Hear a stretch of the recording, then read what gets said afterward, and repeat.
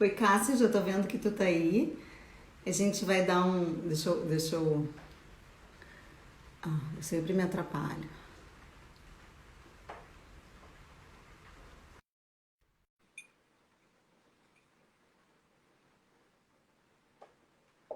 Vamos ver se eu fiz certinho.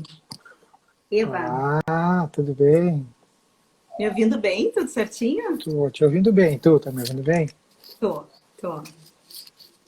A gente. Olha que nós das práticas colaborativas, acabei de ver que a Olivia ó, começou uma. Tu recebeu aí É também? isso. A concorrência é violenta. É muita gente nesse horário, E né? na verdade, né, Cássia, assim, ó, muita live, né? E quanto mais tarde, mais. Mas o nosso objetivo sempre é gravar, né? A gente deixa aqui toda a nossa conversinha e essa conversa vai ser usada, inclusive, em ambiente de práticas colaborativas, que a gente, eu e o Cá, depois eu vou fazer uma apresentação formal, né? Mas a gente vai levar essa live, esse atendimento simulado para outras questões. Então, para nós, esse é o nosso interesse no momento, né? Que a gente chegue longe e que a gente possa ajudar pessoas naquilo que a gente acredita. Ainda tem um barulhinho de chuva acontecendo aqui, mas eu acho que É. Será que é meu aqui? Não. tá. Aqui Eu tô tá, sem fone, mas a gente dá uns talvez. gritinhos e vai entrando. Que Então, bom. Primeiro eu queria agradecer, então, o teu convite. Enquanto o pessoal entra aí, dizer que é uma satisfação, né, participar. Há tanto tempo a gente se conhece e fala do assunto e é apaixonado, né? Então é muito bom a gente ter esse espaço de fala e poder levar para mais pessoas, né, essa informação, né, para mim é muito caro esse assunto, então eu acredito que mais pessoas possam se encontrar. e eu acho interessante, e eu contei hoje, o Cássio não lembrava, que eu fui para as práticas colaborativas. Nós nos encontramos num congresso de direito de família em Gramado, e no cruzar de corredor, o Cássio me disse, numa conversa sobre os nossos valores, né, como advogados, e ele disse: Paula, tu tem que conhecer as práticas colaborativas. E eu acho que o congresso é maio, né? Eu sei que em julho eu estava fazendo a minha capacitação em Florianópolis. Isso, exatamente. É, Que bom, né? é É verdade. bom saber e a gente vê o brilho no olho da pessoa quando ela faz, né, e se identifica, né? Isso é muito bom, é muito gratificante, né? Que bom que tu fizeste e agora por isso estamos aqui. E Cássio, eu vou explicar, né, para aqueles que estão desde o iníciozinho agora aqui conosco, como é que vai funcionar a dinâmica da live, porque eu trabalhei essa questão dos dois temas, né? Eu trago aqui relatos de clientes, né? Óbvio que não vão ser nominadas, mas são situações, são sentimentos vivenciados, então eu vou representar no lugar delas, né, sobre essas questões, e depois a gente vai simular um atendimento. Então, assim, vai parecer estranho, mas eu vou falar de vários casos e vou levantar sentimentos, e aí depois a gente vai simular eu como uma cliente, né, consultando o Cássio sobre o divórcio colaborativo. Ok. Então, assim, vamos começar. Quero ver, depois só não me deixa esquecer que eu tenho que gravar, tá? É importante. Então, assim, eu chego para ti e digo o seguinte, doutor Cássio, eu sou casada há 12 anos, tenho uma filha pequenininha, e desde a gravidez nós fizemos uma combinação de que eu não trabalharia, tá? Eu larguei o trabalho que eu tinha, essa minha filha está com 1 ano e meio, e de uma forma surpreendente, meu marido chegou e disse que decidiu separar, tá? Então, hoje eu dependo absolutamente, completamente dele financeiramente, por ter parado de trabalhar. E ele me veio com uma conversa de que nós teríamos que vender o nosso apartamento, de que a gente teria que sair daqui, que a minha vida, e que eu teria que me virar, e que eu teria que dar um jeito de tentar me manter. E eu acho isso um absurdo. E eu queria sua ajuda. Me falaram no divórcio colaborativo, mas nesse momento eu não consigo entender porque a gente fez uma combinação. Né? A minha filha, ela recém parou de mamar. E eu não acho justo, porque não foi uma decisão sozinha, foi uma decisão conjunta. E eu não quero mudar o meu padrão de vida e eu acho que ele tem obrigação de manter o nosso sustento. E aí, quando eu conto essa historinha, agora eu volto a ser Paula, quais são os sentimentos que eu trago aqui? Eu trago muita raiva, porque eu fui pega de surpresa, e quem acompanha o manual sabe que a gente já trabalhou várias vezes, né? Que não existe muito essa surpresa. Mas o relato aqui, eu fui pega de surpresa, eu tenho medo porque eu não estou trabalhando, eu tenho medo porque eu não me sustento, eu tenho medo do que vai ser dessa minha filha, e essas questões da guarda, não vou dividir com ninguém. Ele veio com um papo de guarda compartilhada, eu não vou compartilhar filha nenhuma, a filha é minha, a filha é pequena, não vai ter essa divisão. Então a gente traz nesse relato dois sentimentos bem importantes e que aparecem com frequência, que é muita raiva e muito medo. Medo da solidão, medo do desconhecido. Segundo relato que eu separei, numa situação um pouco diferente, e detalhe, podem ser mulheres e podem ser homens relatando, tá? Mas no caso aqui eu tô fazendo um papel feminino. Doutor Cássio, assim, nós somos casados há 18 anos, né? Nós trabalhamos no mesmo ramo, a gente tem uma sociedade, recebemos pela mesma PJ, né? Quem administra a nossa empresa é ele, né? E a gente já não é mais um casal há muito tempo, já não vivemos como casal, temos vidas independentes, temos uma filha adolescente, né? Que é o que nos mantém. E, na verdade, eu tomei coragem, eu li o Manual da Separação e peguei algumas orientações e eu acho que, ainda mais em termos de pandemia, quando a gente começa a pensar que a vida está voando, passa muito rápido, e eu tomei essa coragem de me separar, fui falar com ele, embora ele também veja esse fim do relacionamento, ele se nega, disse que vai fazer absolutamente de tudo para me prejudicar, que se eu continuar com esse discurso ele não vai ajudar em pensão nenhuma, que eu vou ter que sair do apartamento, que eu vou ter que pagar a parte para ele se eu quiser sair. Então eu estou bem preocupada porque eu não sei o que fazer.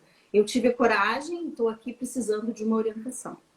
Nesse relato, agora a Paula falando, eu trago a culpa, e a gente vê no manual, né, que normalmente tem um que aciona o gatilho, em que momento esse casal se encontra, a coragem desta mulher, que poderia ser um homem, de decidir pelo fim, e a tristeza, né? A tristeza que é um sentimento tão comum, porque a gente é um projeto que não deu certo, é um luto que a gente antevê e já está sentindo, e eu estou levando isso para o meu advogado.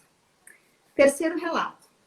Doutor Cássio, eu vim aqui lhe procurar, me indicaram, embora seja colaborativo, eu nem sei se eu quero nada com o nome de colaborativo, porque nós temos 3 filhos, a minha filha mais velha, mexendo no celular dele, descobriu uma traição, e quando eu fui fazer esse questionamento para ele, ele disse que sim, já era uma relação que existia há muito tempo, né? E que a gente mudaria a nossa vida, a gente mora aqui numa casa, que eu teria um tempo, né? Porque é o imóvel que nós temos. Ele já está morando num apartamento com essa pessoa. E o negócio é o seguinte, eu não vou compartilhar filho nenhum com ele, eu não vou sair desse imóvel, e eu vou lhe dizer uma coisa, eu preciso de alguém que me represente, porque eu quero acabar com ele. Porque não é possível ele ter exposto a nossa família a tamanha dor. Eu tenho crianças que choram, eu tenho crianças que pedem pelo pai, né? Agora ele veio com um papo de que quer levar essas crianças para conhecer a namorada e eu não quero. E eu preciso de uma orientação. Eu quero saber quais são os meus direitos e tudo que eu puder fazer para complicar a vida dele, hoje vai ser a minha escolha. Nesse relato a gente tem muita raiva, a gente tem um desejo muito forte de vingança, né? A gente tem essa postura materna que os filhos são meus e não serão divididos, não serão compartilhados. E o advogado, no caso aqui o Cássio, está recebendo esta bomba de muita dor, né? Uma dor desmedida numa mulher que, sem dúvida, se tivesse um outro momento, né? Vê que quando o discurso não vai chegar perto dos meus filhos, os filhos não vão ver o pai, ela não está conseguindo proteger os próprios filhos. E por último, eu trago agora um mais bonitinho, mais querido para ti, Cássio, assim, de forma mais consensual. Eu e meu marido, nós estamos juntos há 6 anos, a gente tem um filho pequeno. Agora tu trancou. Para mim, tu trancou. Nós temos um filho pequeno e nós chegamos à conclusão conjunta que nós não temos mais condições. Vivemos em pandemia, nessa hiperconvivência, nós não temos absolutamente nada em comum um com o outro. Só que a gente não sabe como fazer. Existem umas questões financeiras, a gente tem algumas aplicações, eu tenho algumas coisas que eu entendo que são minhas, que são anteriores ao nosso casamento. Ele diz que não, que ele teria direito, e tem uma questão de fundo de garantia, e eu queria... a gente precisa, na verdade, nós estamos, assim, concordes com a separação, mas a gente precisa de uma orientação, principalmente no aspecto, nesses aspectos patrimoniais, né? Nós estamos bem perdidos. E agora eu volto a ser Paula. Eu fiz algumas escolhas, né? Até botei alguns nomezinhos aqui para eu me concentrar nelas. E trouxe, e por que eu trouxe, né? Por que nós, advogados de família, atendemos e recebemos tanta dor e tanto sentimento, né, latente em todos os atendimentos? Por que o nosso WhatsApp, né, Cássio, funciona? Por que as pessoas recorrem em coisas que, digamos aí, a gente fala 80% nem é jurídico, são as emoções falando, são as dores falando. E por que eu estou relacionando? Num modo tradicional, né, de atendimento, do encaminhamento do divórcio, o advogado recebe, encaminha, sendo consensual ou litigioso, tendo filhos menores obrigatoriamente para o judiciário. Mas a gente veio falar de uma proposta, de uma forma de divórcio diferente, né, que é o divórcio colaborativo. E esse divórcio colaborativo tem tudo a ver com esta minha ideia de ter trazido relatos de sentimentos junto com a minha dor. Eu trouxe raiva, eu trouxe tristeza, eu trouxe medo, eu trouxe desejo de vingança, eu trouxe coragem, culpa, né? Muita culpa. E aí eu chego num colega, e aí eu convido vocês para agora assistirem esse nosso atendimento com todas essas dores, né? E aí eu pergunto, doutor Cássio, me explica o que é esse divórcio colaborativo, agora que eu já contei as minhas dores, contei a minha situação, o que tu me orienta? Bom, Paula, seja muito bem-vinda, então, aqui ao nosso encontro de hoje. Eu gostaria de te acolher, né, e dizer que estou à tua disposição. E se tu viesse até mim, por indicação, tu sabes a diferencial que talvez tu vai encontrar aqui. Aqui a abordagem ela não é um pouco diferenciada da tradicional, mas os teus direitos serão todos eles garantidos na medida que tu for decidindo por eles. Tá? É importante eu fazer o primeiro esclarecimento para você que a advocacia colaborativa ela pressupõe transparência, boa-fé, né, necessidade que os laços familiares se perpetuem no tempo. Então é importante tu começar a ver as questões dos teus valores, se isso é importante, o que é importante para ti. Né? A prática colaborativa e o divórcio colaborativo, no caso, é um método extrajudicial de resolução de conflitos, onde tu conta com advogados colaborativos e outros profissionais que auxiliam no atendimento customizado para o teu caso. Não sei se tu observou em todos os teus relatos que tu me trouxe, muitas questões emocionais latentes. Então, questões emocionais latentes, o direito não vai dar conta da questão emocional. Nenhum juiz vai decidir por um pai que vai amar um filho ou vai amar uma ex-esposa, não tem como decidir com questões emocionais. As pessoas têm que dar conta com isso. E muitas delas não conseguem suportar essas questões sem o auxílio de profissionais adequados. O advogado, existe uma brincadeira que diz que todo advogado de família também é um pouco psicólogo. E na verdade não é. Na verdade, o psicólogo é psicólogo, o advogado é advogado. O advogado ele é muito bom nas questões técnicas, nas questões jurídicas. E no divórcio colaborativo a gente chama a atenção para a entrada desses outros profissionais que vão acolher essas questões que não estão sendo atendidas juridicamente. Né? Então é importante, nós temos a figura do profissional da área da saúde, né, que vai fazer um atendimento para ti e vai levantar todas as questões emocionais que estão pendentes, latentes na tua relação, né, questões de valorização e tudo mais. As questões financeiras que tu trouxe também nos teus relatos, questões empresariais, nós temos um profissional, né, o financista, ou neutro financeiro, também chamado assim, que é a pessoa que entende da questão financeira, econômica, da saúde da empresa, ela vai trabalhar para ambos, né, os divorciandos, trazendo um panorama geral, porque normalmente numa relação é raros os casos que a gente tem os dois cônjuges dentro do limite de informação, né? Ou seja, todos os dois estão bem informados da situação financeira do próprio casal, né? Deixa eu ver se eu Então, entendi, doutor Cássio. Eu claro, poderia contar, eu lhe contratando, te teria como meu advogado, ele teria um outro advogado sim, colaborativo, é isso? E vocês isso. trabalham em equipe. Tem uma equipe que trabalha com a parte da saúde e com a parte das finanças, é isso? E, e tem que ficar bem clara essa explicação, no sentido que nós temos uma rede de profissionais colaborativos, os quais nos capacitamos para trabalhar assim, e a gente trabalha dentro de uns estándares que são pré-definidos de boa-fé, de ética, de transparência. O advogado de um não pode pertencer o mesmo escritório do advogado do outro, tem que ser escritórios distintos para a gente garantir que as pessoas estejam bem atendidas nas suas necessidades. Então, vai ser um advogado da rede, né, um escritório, vai atender um dos divorcianos, colaborativo, e um outro advogado colaborativo atende o outro divorciano. Esses advogados conhecem redes de pessoas, de profissionais da área da saúde e finanças que vão indicar dentro de uma mesa, conversando a quatro, todo dentro dos clientes, todos dominando o procedimento. Nada é da cabeça do advogado, tudo é compartilhado na mesa com os divorciados. Tá, mas agora eu comecei a ficar preocupada com o custo de tudo isso. Isso é um custo que eu tenho que pagar uma equipe ou essas pessoas só são chamadas se a gente precisar? Como eu falei para ti no começo, é uma solução customizada. Nem todos os casais necessitam de todos esses profissionais que foram trazidos. Inclusive, existe mais um profissional, que é o do especialista de criança, infanto-juvenil ou de adolescentes e crianças, que é uma pessoa que fala com as crianças, ela trabalha para ambos os divorciandos, ela é neutra também, e ela traz a voz das crianças para dentro dessa nossa mesa de conversa.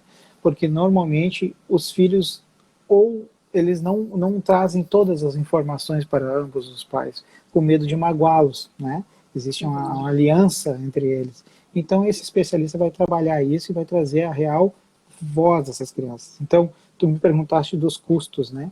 Quando a gente fala em custos, no processo colaborativo, a gente chama uma coisa de controle dos custos. Quem participa de um processo colaborativo vai ter o controle dos custos. Mas aí a pessoa pensa, sempre fala em custo em dinheiro.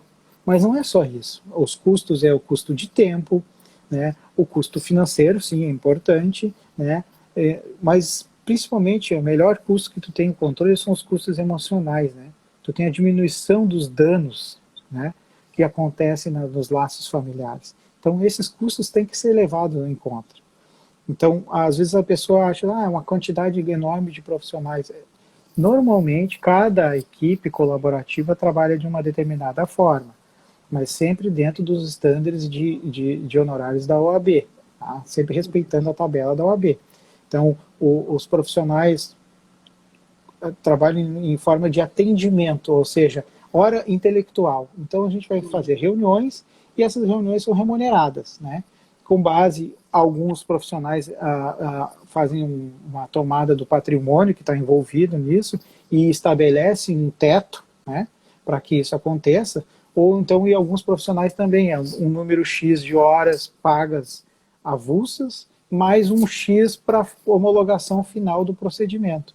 Então, isso faz com que os divorciantes tenham um controle dos custos.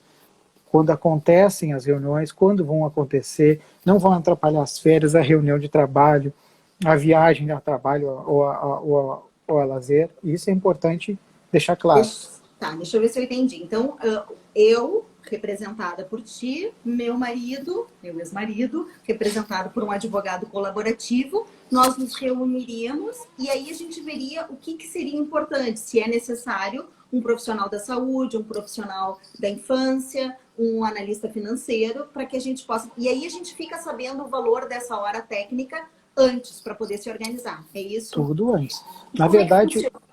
Não, e me falaram o seguinte, nessa primeira reunião, né? Reunião a quatro, as partes, eu e ele, os advogados, e me falaram de um termo de não litigância. O que é isso que a gente precisa assinar? Então, a abordagem do advogado colaborativo, ela acontece, primeira, uma reunião com um dos divorcianos, que é aquele que se interessou pelo procedimento, como é tu que está me buscando agora, e eu vou te explicar como essa nossa relação que nós temos agora aqui, a nossa conversa.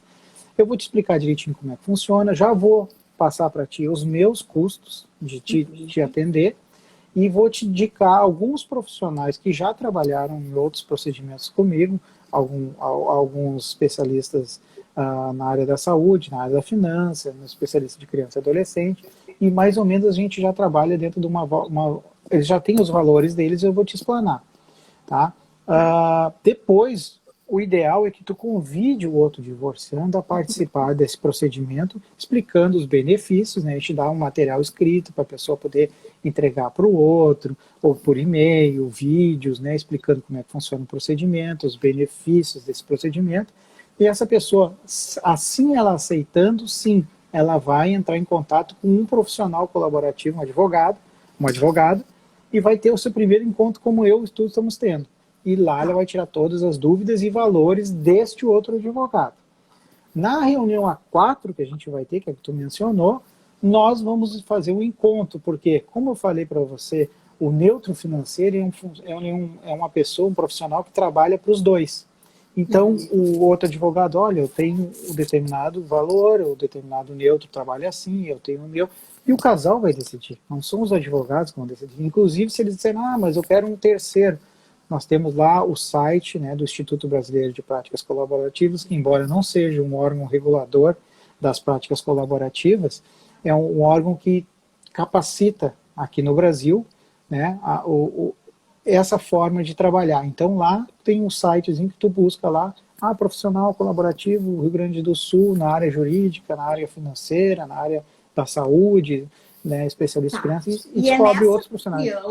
Que a gente então define os profissionais que a gente pode vir a usar, e aí é nessa que a gente assina alguma coisa com vocês. Me explica esse alguma coisa aí. Isso, a base do processo colaborativo a ideia de se criar uma blindagem, ou seja, nós vamos entrar com boa fé, transparência e confiança, restabelecer esse canal de comunicação e os profissionais que estão envolvidos, tanto os dois advogados como os próprios divorciandos, como os especialistas, todos eles assinam um termo de não litigância, um termo de participação e não litigância. O que quer dizer a participação desse termo?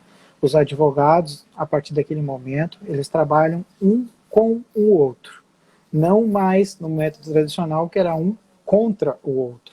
Então, esses profissionais eles trabalham junto como uma equipe, olhando o sistema familiar e dizendo assim, nós vamos fazer esse divórcio de vocês o menos danoso possível. E os demais profissionais e os divorciantes também assinam isso, então ninguém pode litigar. Ou seja, o que é litigar? Sair dali e entrar com ação contra essa pessoa. Muito bom esclarecer que isso vale para aqueles dois advogados que estão trabalhando dentro daquele processo colaborativo. Por óbvio, a pessoa não fica tolhida de buscar a justiça quando ela necessitar. O problema é que o processo colaborativo se encerra quando isso acontece. Ou seja, quando alguém sai e vai buscar um outro advogado, porque esses não podem mais litigar naquele caso, vai buscar outro advogado, o processo se encerra automaticamente, então vai para a parte litigante. E gostaria de fazer mais uma observação. É importante isso, inclusive o processo colaborativo ele amadurece as pessoas para que um possível processo litigante mais adiante, elas estejam tranquilas e pensando assim, olha, eu esgotei todas as possibilidades que eu tinha de fazer um divórcio amistoso, amigável, e então agora só me restou o litígio, então ela vai enfrentar o litígio consciente do que vai acontecer. Tá, deixa eu ver se eu entendi. Então a gente faz uma reunião de equipe, né, os 4, a gente define os profissionais que vão ser importantes trabalhar, se tem questões patrimoniais, se tem questões emocionais. Então a gente faz um planejamento de custos, a gente já fica sabendo essas questões, assina esse termo de não litigância, onde todos estão comprometidos. E se a gente fizer um acordo, nós temos filhos, se a gente fizer um acordo, vocês encaminham, vai ter uma homologação judiciária, é isso? Exatamente. Para quem entrou, eu estou simulando, a gente está simulando atendimentos tá? Para ficar claro, já foram trazidos os relatos e agora eu estou como cliente aqui, e não como advogada colaborativa, fazendo alguns questionamentos para o Cássio. Então, assinando esse termo de não litigância, a gente fechando um acordo, evoluindo nesse processo, aí vocês entram com essa questão jurídica, com essa questão para conseguir uma homologação, certo? Exato. E se a gente não conseguir... Tá. Importante salientar ainda na parte do acordo. Vamos ser positivos. Na parte do acordo, as pessoas, os divorciandos, os envolvidos, vão estar cientes de todos os termos que vão ser trazidos nesse entendimento, nesse documento que vai ser entregue ao judiciário, no caso se tiver filhos, ou no tabelionato, no caso se não tiver filhos. Tá? As pessoas vão ler, entender, esclarecer com seu suporte técnico jurídico todos os pontos, vão rubricar todas as páginas, assinar o final, e estar totalmente sabendo, né, uma decisão informada do que está acontecendo, e só aí então nós vamos andar com o trâmite judicial. No caso do judicial, para homologar, a gente tem que fazer isso quando existem filhos menores ou filhos incapazes, tá? E a gente vai fazer somente essa homologação. A parte financeira a gente pode fazer extrajudicial com um valor mais rápido, mais barato. É absolutamente sigiloso. Tudo que eu levar para dentro do processo fica entre nós, fica dentro da equipe? Sim, eis a importância dos profissionais serem profissionais capacitados em práticas colaborativas, que a gente sabe, a gente recebe toda a informação desse sigilo. No termo de participação e não litigância consta um termo de sigilo, ou seja, todo mundo envolvido ali não pode comentar, nem servir de testemunho em nenhum eventual processo judicial posterior, vai estar eximido porque existe um acordo e o Código de Ética da OAB e tudo que foi acordado defende isso e protege. Tá? Inclusive a questão do sigilo também, todos os divorcianos têm a sua pastinha com seus documentos, as suas informações, que eles vão levar à mesa, mostrar e guardar e levar a sua pastinha. O advogado não fica com os documentos, nenhum advogado de nenhum dos dois e nem o outro cônjuge, exceto se a pessoa abrir mão na hora e diz, não, tu pode ficar com isso, né? Então é um livre-arbítrio dele deixar a pessoa levar essa informação se quiser e orientada por seu advogado. Então é sigiloso, não gera prova, tá? Então essa é a ideia, que fique blindado e as pessoas realmente possam tratar do que são as necessidades reais e não precisar ficar se defendendo de uma carta na manga, mas ali adiante, eu vou ter que litigar. Me surgiu uma dúvida quanto ao profissional da saúde. E a gente descobrindo que as questões mais difíceis na nossa relação são as questões emocionais. Esse profissional da saúde, ele vem e atende ao casal ou ele atende de forma... cada um vai ter um ou tem um para os dois? Fiquei nessa dúvida. A recomendação é que se tenha... Cada divorciando tem o seu profissional da área da saúde. Importante salientar que o profissional da área da saúde, que talvez seja a tua próxima pergunta e eu já vou responder, não pode ser o terapeuta atual da pessoa. Ela vai seguir com a sua terapia, porque a terapia é um outro procedimento de a duração indefinida, e esse profissional não, esse profissional ele vem para atuar no divórcio.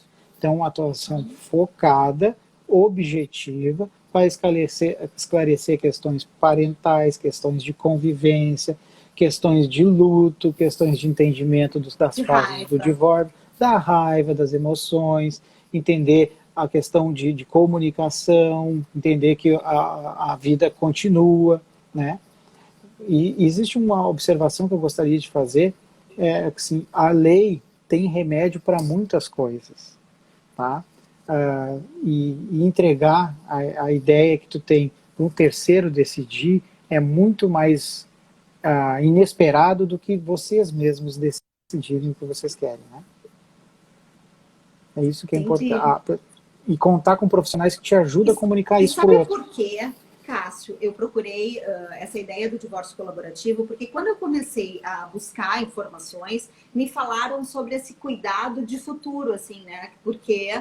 E o manual, agora a Paula falando, traz essa questão que o ex é para sempre, né? E o quanto a gente consegue proteger. E eu fico muito preocupado com os filhos nessa questão. E me disseram que essa questão do divórcio colaborativo, de valorizar a questão dos sentimentos, né, de trabalhar de forma multidisciplinar, dando espaço para todos os sentimentos e todas as demandas, né? E eu gosto muito, Cássio, misturando agora, desse correto endereçamento, né? Lá no nosso início a gente falou, advogado não é terapeuta, né? Às vezes a gente recebe clientes com informações de terapeutas que não são exatamente como foram ditas, e contrariar um terapeuta é uma coisa muito complicada. Mas, e outra coisa também na parte financeira, né? Quando vem alguém que entende da área e faz um parecer e mostra para aquele casal relações quanto a uma sociedade, tem um peso muito maior. E o motivo por eu ter sido convencida a buscar é com relação a esse olhar de futuro. Tu acredita que se a gente conduzir desta forma o nosso divórcio, com esse cuidado em todos os setores, nós vamos estar protegendo os nossos filhos? Com certeza. Porque quando há o diálogo, e muitas vezes o profissional especialista de criança e adolescente faz as crianças participar desse diálogo, né, os adolescentes, não diretamente, mas indiretamente ele defende esse espaço, né, que muitas vezes os próprios genitores, os dois divorciados, não estão enxergando por que o filho está indo mal na escola, né, por que o adolescente tá retraído, não sai do quarto. São questões que muitas vezes a minha cabeça está tomada com a questão do divórcio, que eu perco o foco das crianças. E acaba, muitas vezes, acontecendo, você sabe, a questão da alienação parental, ela é muito comum nesse período, né? Usar as crianças como moeda de troca, né? Usar as crianças na barganha, e isso é prejudicial, porque o especialista vai trazer aos divorciandos os efeitos devastadores que isso faz na mente das crianças no futuro, dali para frente. Por isso que eu digo que os custos emocionais são preservados, porque o especialista da criança e adolescente vem para defender as crianças e mostrar o que elas estão pensando, os sentimentos dela, e os especialistas da área da saúde que estão trabalhando com os divorciandos vêm e dizem, olha, esse é um momento, respeitar o outro, né? Existe uma questão dos novos relacionamentos, né? Como trabalhar, como tu quer te ver nos 15 anos da tua filha, na formatura da faculdade do seu filho, na escolinha. Uma visão de futuro. Futuro, exatamente, pensar para frente. Hoje estão passando por isso, mas daqui a 5, 10 anos, a vida vai ser completamente diferente e vai depender do que vocês decidiram hoje. Então, vou fazer um resumo para ver se eu entendi, tá? Até porque depois eu quero fazer umas considerações e quero abrir para perguntas também. Então, eu, sabendo da proposta de um divórcio colaborativo, procuro um advogado, convido o meu marido, meu ex-marido, que conseguimos indicações através dos próprios profissionais colaborativos. Fazemos cada um com uma reunião com o seu advogado, que não faz um trabalho de assistência, né? Não só de representação, mas de assistência. Principalmente. Aí nós fazemos uma reunião os 4 reunidos, né? E ali nós determinamos o que é importante, se tem questões financeiras que estão trancando, se tem questões emocionais, se tem questões que envolvem os filhos. E ali a gente fica sabendo quais são os profissionais que nós vamos utilizar, o valor da hora técnica de cada um, porque aí a gente pode controlar os gastos em cima desse divórcio, né? Isso. Nós vamos ter alguns encontros, quantos forem necessários, nas suas devidas áreas. Depois a gente assina um termo de não litigância, que nos protege, nos traz essa sensação de um ambiente seguro, que nada que tu falou vai ser usado contra. É um jogo de de cartas abertas, documentos, situações, todo mundo trazendo com esse espírito colaborativo da gente conseguir chegar num acordo. Chegando nesse acordo, é lido para as partes e os advogados encaminham para a esfera judicial, quando tem filhos menores ou incapazes, para que tenha, então, a homologação desse acordo. Não saindo do acordo, a gente fez um trabalho nessas questões e a gente, inevitavelmente, vai ter que ir para um litígio. Os advogados, vocês que estão nos representando, não vão poder mais nos acompanhar e a gente busca advogados para esse outro momento, certo? Certo. Tinha mais uma pergunta que eu tinha para fazer. Os custos, então, estão controlados. O tempo.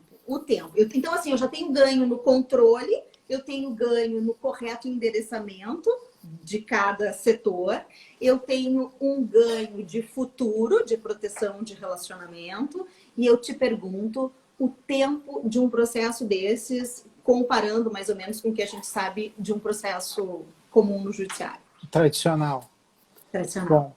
Bom, partindo do princípio que você tem o controle, ou seja, os agendamentos das reuniões vão ocorrer no time dos divorciandos. Normalmente, no caso real, os divorciandos estão em times diferentes, ou seja, um está bem decidido e o outro tomou de surpresa, conforme os exemplos que tu vem trazendo. Então, é necessidade de acontecer a reunião individual com o advogado e com o seu divorciando, depois a reunião A4, onde vão ser feitos todos esses ajustes e definições de quais profissionais inicialmente vamos necessitar, porque às vezes há necessidade mais adiante incluir mais algum por uma necessidade lá que surgiu. E aí, a ideia é ajustar o time da pessoa que já está com tudo decidido, ela tem que ter os encontros com o seu especialista da saúde mental para entender que o outro precisa de um tempo para amadurecer, então ele tem que dar uma freada no seu comportamento e entender que ele vai ter que aguardar e deixar amadurecer, porque um processo judicial tradicional, a gente costuma dizer que dura de 2 a 4 anos, quando as coisas vão bem. Só trabalhando com prazos processuais e algumas perícias, algumas documentações, quando não há conturbação no processo. Então, a última experiência que eu tive, a gente levou 9 meses no processo colaborativo. Né? As pessoas acham muito, mas comparado com 2 anos ou com 4 anos, é muito rápido. Sem contar que as questões foram todas tratadas como tinha que ser, uma a uma, dentro das necessidades de um, dentro das possibilidades do outro, e a gente conseguiu chegar no entendimento e formular um acordo. Né? O que é o acordo? Que eu gosto sempre de dizer que as pessoas, mas vira tudo meio maravilhas, então é um mar de rosas. Não é um mar de rosas. O importante é a pessoa entender que ela vai ter que enfrentar isso para se curar e para entrar no casulo e sair a borboleta. Ou seja, a metamorfose tem que acontecer. Né? E o acordo não é o que eu quero, não é o que tu quer, e sim algo que permeia dentro do que a gente quer, que eu consigo conviver. Ou seja, o que foi decidido não é o que eu queria, mas eu consigo conviver, cabe dentro da minha realidade, cabe. Então vou aceitar. E da mesma forma... É a ideia do possível, né? Aquilo que a ideia é do possível. E um tem que ceder um pouco para o outro ganhar um pouco, e assim, mutuamente, eles vão trabalhando. É importante que os profissionais colaborativos, ao trabalhar e dialogar, os próprios divorcianos vão percebendo que não existe uma disputa ali. Os dois profissionais, tanto os coach como os especialistas de criança e adolescente, todo mundo trabalha em prol do benefício daquele sistema. Então não vai vir advogado contrariando outro advogado, né? Nós vamos estar conversando, vamos estar dialogando e não dando ideias, e sim fomentando que os próprios divorciandos tragam as suas ideias. São muitas ferramentas da mediação que a gente utiliza na advocacia. 2 perguntas, já nos encaminhando para o final. Assim, mediação é possível dentro do divórcio colaborativo? Totalmente possível, porque embora nós profissionais, advogados colaborativos, tenhamos todo esse preparo humanizado, entendimento das ferramentas de comunicação, né, de normalização e tudo, muitas vezes não conseguimos fazer com o deslocamento, né, do pensamento do outro. Então, a ideia de um desses profissionais que eu digo para ti, que como a solução é customizada, pode ser incluído, é um mediador. Então, a gente pode tanto acompanhar a sessão de mediação, como deixar só os divorcianos com esse profissional, para que ele consiga fazer eles deslocar daquele procedimento. Então, o mediador vai atuar na prática colaborativa, auxiliando os divorciandos a sair daquele ponto, daquele buraco que eles estão parados, entendendo as necessidades e voltando a comunicar.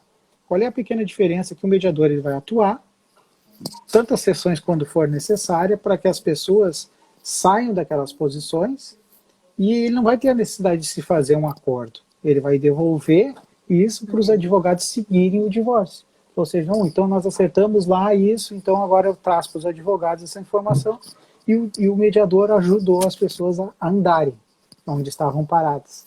Cássio, e uma última pergunta antes, a penúltima pergunta. Tu acha, divórcio colaborativo seria para todo mundo ou não? Então, assim como tudo na vida, não existe o método perfeito, o método melhor, um método que o outro. Existem sim métodos mais adequados. Algumas pessoas, ao procurarem advogados colaborativos, ou procurar mediação, ou tentar um método diferente do tradicional, elas já têm uma leve tendência a serem mais abertas aos novos conhecimentos e novas estratégias de resolver problemas. Então, elas são bem mais propícias a participar de um procedimento colaborativo. Infelizmente, existem pessoas que, devido ao seu nível de emocional está tão conturbado que ela não consegue enxergar possibilidade de melhora, de diálogo. Tem pessoas que não conseguem dialogar. Dá para se fazer processo colaborativo com uma pessoa que não consegue dialogar uma com a outra? Não tem como. Então a gente tem que, pelo menos, atender, ver no primeiro atendimento que não existe diálogo e encaminhar para os coaches, para os especialistas de criança e adolescente, para o especialista da área da saúde, para que eles possam trazer essas pessoas para a realidade e elas consigam ficar no mesmo time e volte o diálogo e a comunicação, inclusive até para a mediação.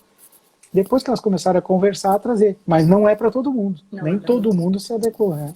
E de forma objetiva, agora a Paula falando, para ti, na tua opinião, qual é o maior ganho para uma família a escolha de um divórcio colaborativo?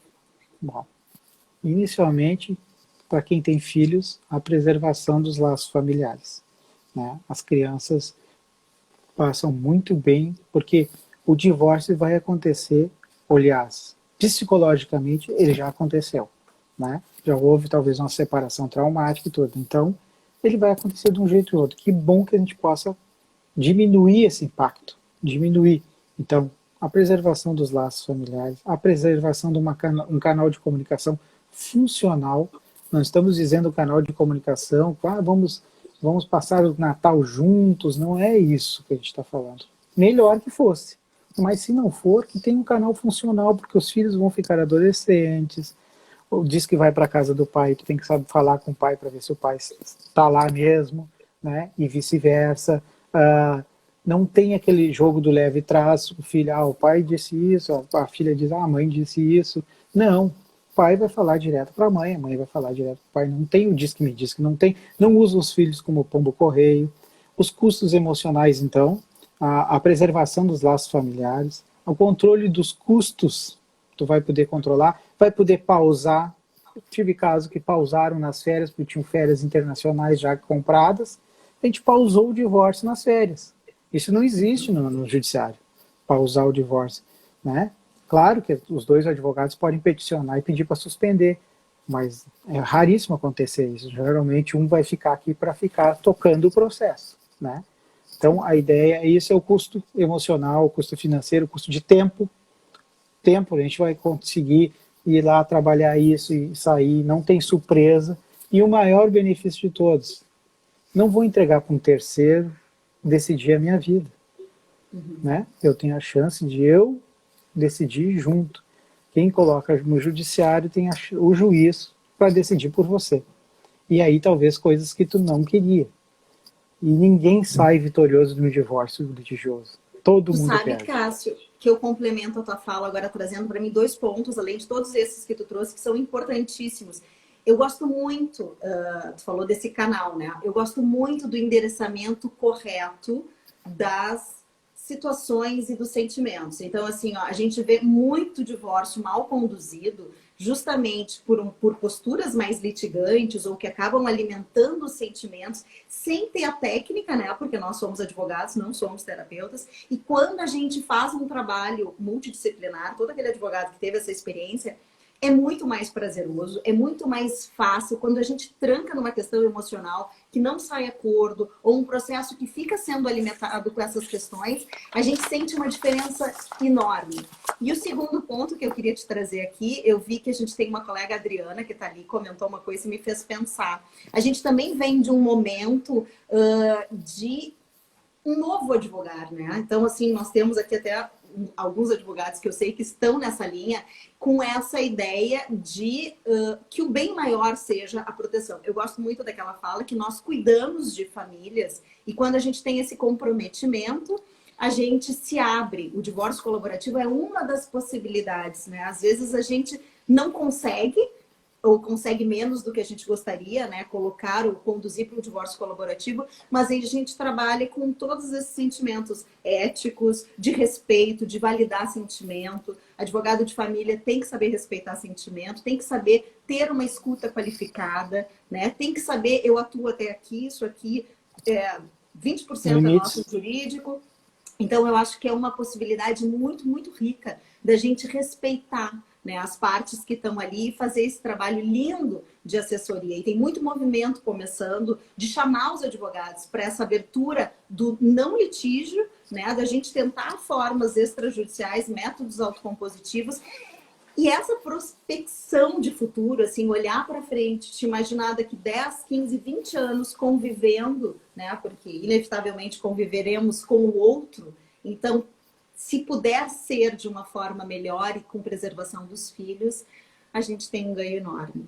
E aí eu queria dizer para vocês, disse lá no início, e vou retomar, o Cássio me convidou para ser uma advogada colaborativa alguns anos atrás, no meio de um congresso, onde a gente se queixava sobre o encaminhamento dos processos litigiosos, assim, essa postura, a própria temática, a fala do advogado, né? E era uma coisa que nos incomodava. E ele disse, Paula, tu tem que conhecer. A Paula foi lá, fiz a minha capacitação. Hoje nós somos de alguns grupos de estudo, grupos de trabalho. O Cássio é um mentor, assim, de muitos grupos, assim, então a gente tem uma troca constante e tem uma coisa também de estudo, a gente está sempre estudando, né, para conduzir levando melhor. E o pessoal do manual, Cássio, trabalha muito com... A gente caminha meio junto, assim, com essa questão das posições, com a questão do esgotar as possibilidades, de olhar para o futuro e tentar proteger, melhorar a relação com o ex, né? Então, já estão dentro dos 20 passos do divórcio uma ideia colaborativa. Então, quando eu me descobri autora de um livro e podendo ser uma advogada colaborativa, fechou todas. E aí eu te agradeço, não só a participação de hoje, mas essa porta da advocacia colaborativa que me foi trazida por ti, né? E de uma forma tão linda, né? Nós somos apaixonados pelo nosso trabalho. A gente está com um caso agora iniciando meio juntos, assim, mas quando tu traz uma coisa trazendo a opinião do teu cliente, mas sabendo que o outro vai receber com aquela ideia, o que é melhor para os dois? Paula, o que é melhor para os dois, Cássio? E a gente trabalha de uma forma limpa, a gente dorme, deita tranquilo, porque a gente está conduzindo, a gente fala muito sobre as lentes, né? O divórcio, toda a prática colaborativa, esse trabalho multidisciplinar, coloca novas lentes na gente. Então a gente olha para o conflito de uma forma diferente e a gente ganha, né? Se ganha no conflito, a gente cresce com essas adversidades e protege essas famílias. Então, a gente a gente até tem um tempinho, assim, e a gente está abrindo para perguntas, se alguém quiser, se ficou em dúvida porque eu acho que uma dúvida muito constante é quanto ao procedimento, né, colaborativo. Mas como que funciona? Mas como assim não vai para o judiciário? Mas como assim eu vou ter que pagar a terapia? Não, eu acho que a gente conseguiu deixar de uma forma clara, o Cássio tem um tom de voz, né, que nos conduz para o colaborativo, assim, a gente tem vontade de fazer um acordo. E então a gente se coloca à disposição. Tem muita gente que não gosta de falar das suas inquietudes e das suas dores em público. Pode mandar por direct para mim ou para o Cássio, né? O teu Instagram, Cássio? É @advogado Bernardes. Então a gente se coloca à disposição. As práticas, elas são recentes. Ela lindamente está se colocando cada vez com mais força. Eu acredito, toda hora falo isso, que o futuro do direito de família vão ser os métodos autocompositivos, esse protagonismo das partes, a validação daquilo que é importante e a proteção dos nossos filhos. Aproveito para quem está aqui fazer 2 convites. Semana que vem tem 2 lives. Cássio, só para não te assustar, o Manual da Separação trata de relacionamentos antes antes, durante e depois de um divórcio. Então, a gente fala, às vezes, de coisas que nem são jurídicas, mas que fazem parte de um divórcio. Semana Sim. que vem, a gente vai receber a doutora Sandra Scalpo, que é uma médica ginecologista, especialista em sexualidade, e a gente vai falar uma live muito diferente que diz assim, hoje não, tô com dor de cabeça. O quanto isso tem a ver com o fim de um relacionamento, o quanto a parte física tem a ver com o fim, ou não. E também vai vir essa da doutora Sandra vai ser no dia 10, é uma quarta-feira, às 20 horas. E na quinta, véspera do Dia dos Namorados, eu vou estar com a minha parceira, Juliana Silveira, da New Families, e a gente vai estar falando da construção da felicidade no depois. Porque é isso, né, Cássio? A gente tem que acreditar que tem luz no fim do túnel, que a gente se restabelece e a gente se restabelece. Veio uma pergunta, ó, vocês acreditam na aplicabilidade da justiça restaurativa na advocacia colaborativa? Pra ti, Cássio. Claro. Todas as ciências da autocomposição são bem-vindas. Como eu já tinha falado, a inclusão de profissionais e customizando esse atendimento, a gente consegue incluir, nós tivemos até casos assim de inclusão de arquitetos, porque existia uma questão de civil, né, uma questão de construção nisso, né? Então, a justiça restaurativa, ela, com certeza, ela pode ser muito bem incluída, tendo a solução é customizada, tendo a necessidade, a gente senta com o casal e vai incluir, né? Na verdade, muitos também, né? O que serve para aquela situação? O que é tribunal multiportas? O que não precisa, né? O que não precisa, né? O importante é saber que as pessoas vão ter voz. Elas vão estar dentro do procedimento, têm voz e sabem o que está acontecendo. E cada informação, ela é levada. A pessoa, o advogado colaborativo, ele não só representa e nem deve ficar só na representação do seu cliente. Ele assiste, ele conduz. Eu sempre digo, eu vou dar o braço para ti e nós vamos enfrentar junto isso. Entendeu? Não é, manda falar comigo, qualquer coisa manda ligar para mim. Não, nós vamos enfrentar isso juntos. Eu vou te ajudar a se comunicar melhor. Nós vamos, não responde dessa forma, vamos tentar responder de uma forma mais construtiva. É essa a ideia da advocacia colaborativa, não é se apegar a recursos especiais e decisões de tribunais, o que a justiça está dizendo agora. Eu já tive casos... Autonomia da vontade. Autonomia da vontade. Eu tive casos da divorcianda abrir mão de um bem particular dela, que ela tinha recebido em herança do pai, em pró de colocar no negócio, porque ela entendeu que quando ela ganhou aquilo, o pai estava dando para o casal, embora ela já tivesse recebido isso e fosse particular dela. E a gente conseguiu ajustar isso tudo extrajudicialmente, sem precisar fazer nenhuma briga judicial, né? Expor. Sabe o que eu me lembrei aqui, Cássio? A gente não combinou, eu vou contar rapidamente, mas de um caso colaborativo do Cássio, onde havia um conflito, né? E através do uso de um especialista da infância e adolescência, que ouviu a adolescente envolvida, né, nesse divórcio dos pais, e num determinado momento ela conta para esse especialista que o que incomodava muito ela era o fato dos pais mexerem no celular dela para descobrir o que o outro falava com ela. E que quando essa questão... Olha, cheguei a me arrepiar. Que quando esse profissional trouxe para a reunião de equipe essa situação, olha, a filha de vocês traz esse relato, foi mágico. Eles entenderam o conflito, eles entenderam a questão postural, o equívoco, né? Que aí tu passa para o filho, eu quero saber o que ele está falando, ou aqueles pais que fazem aquele monte de pergunta quando o filho volta e tal. Uhum. E quando ela trouxe uma percepção que somente num trabalho multidisciplinar apareceria, o conflito, e aí tu me corrige, foi resolvido, né? Baixaram. Sim, nós conseguimos evoluir. Consenso.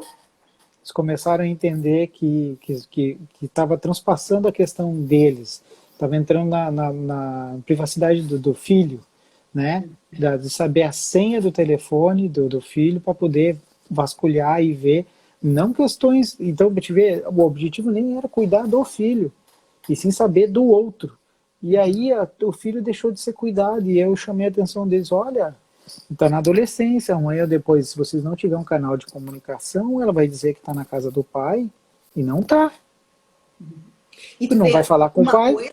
Olha quando a gente diz, chamei atenção, mas a gente chama atenção para algumas coisas com respaldo da área correta, né? Nós não estamos sozinhos como advogados, nós estamos com terapeutas que têm esse olhar e que conseguiram olhar para o conflito com questões dessa área. Então, não é a Paula metida a alguma outra coisa exato. que está dizendo, né? Foi alguém especialista que trouxe isso para dentro do conflito. E agora, falando do perfil do advogado, que pode ter algum colega assistindo, como é bom tu ir com segurança para uma entrevista, para uma consulta e para uma reunião a quatro, sabendo que algumas questões sentimentais tu identifica, mas tu não é responsável e tu não precisa tratar isso. Tem um colega que vai fazer isso.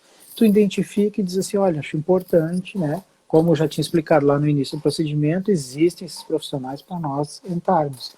Então, as pessoas às vezes acham, mas eu não preciso de terapia, eu não estou com problema mental. Não se trata disso. Não se trata disso. Se trata de conversar com uma pessoa que vai te esclarecer os passos de um divórcio, quais as etapas, qual a etapa que tu tá, qual a etapa que o outro tá, entender isso, e é muito bom porque facilita o nosso trabalho jurídico. É impressionante. Depois que veio esse feedback que tu falou, a coisa andou. Sabe, a coisa andou, aquilo que estava pegado em R$ 150 e valores, sabe, irrisórios, aquilo ali, não, isso é irrelevante. Porque né? a briga, na verdade, ela representa muitas outras coisas, né? A gente parece assim uma coisa bobagenzinha para nós que estamos ouvindo, mas para aquele ali tem uma importância, ou ele usa de escudo aquilo ali para esconder outras coisas. E o trabalho multidisciplinar vem e dá esta clareada, assim, nos coloca no prumo, né? Cada um atua com o seu melhor. Eu, Cássio, queria que todo mundo fosse advogado colaborativo. Queria só trabalhar com advogados colaborativos, queria trabalhar só com métodos autocompositivos cada vez mais. E eu acho que é a nossa caminhada e é o que a gente se dispôs. A gente plantou uma sementinha. Toda vez que a gente fala para 1, 2, 50, 100 pessoas, a gente está plantando e a gente está caminhando juntos. Então, eu queria te agradecer. Eu queria dar um beijo na Vanusa e no Dante. O Cássio tem um nenezinho recém-nascido em casa, né? Então, está vivendo um momento muito lindo. Então, um beijo especial para essa família. E agradecer a todos que nos acompanharam, todos que acompanham o manual. Dr. Cássio, entender de comunicação não violenta é importante para o advogado colaborativo utilizar. É fundamental. Tá aqui, ó. Fundamental.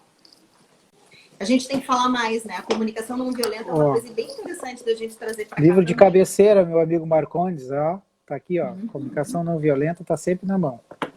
Isso nos ajuda muito.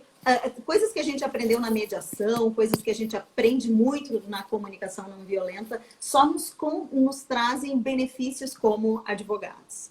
Gente, então fica um super agradecimento. Perguntas pelo direct agora.